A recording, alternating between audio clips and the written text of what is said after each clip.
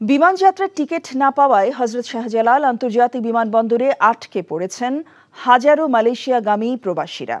Visa সহ প্রয়োজনীয় কাগজপত্র থাকার পরও টিকিট না মেলায় মালয়েশিয়া যেতে পারছেন না বলে অভিযোগ তাদের।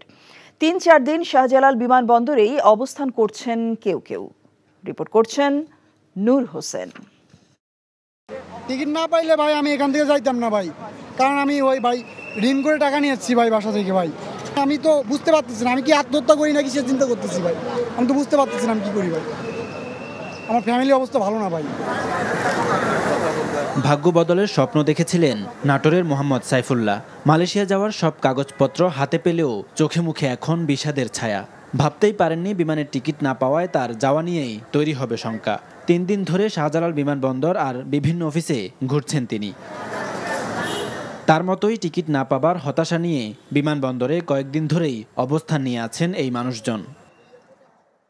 দালালরা কইতেছে তোমরা যাও, আমরা পাসপোর্ট আর ভিসা নিয়ে আসতেছি। এই যে আমরা বসে আছি, কোনো পাসপোর্টের কোনো খবর নেই, আর ফোনও ধরে না। জমিন বন্ধক দিছি, নিজের যা টুকটাক কাজ কাম করে জমাইছিলাম এইগুলা দিছি, দিয়ে মানুষের কাছে কিছু হাওলাতো করছি, অনেক কষ্ট মষ্ট করে এইগুলা দিছি টাকা পয়সা। 31 মের পর মালয়েশিয়ায় নতুন করে বিদেশি শ্রমিক প্রবেশ করতে পারবে না। কুয়ালালামপুর থেকে এমন নির্দেশনা জানার পর থেকেই টিকিট পাওয়ার চেষ্টা করে আসছেন তারা। উপায় না পেয়ে বেশি দামে দালালের কাছ থেকে টিকিটও কিনেছেন কেউ কেউ, কিন্তু বিমানবন্দরে পৌঁছে জানতে পারেন তাদের হাতে থাকা টিকিটটিও ভুয়া। টিকিট পাইছিলাম কিন্তু ভুয়া, টিকিটের নম্বর নেই। টিকিট নাম্বার নাই।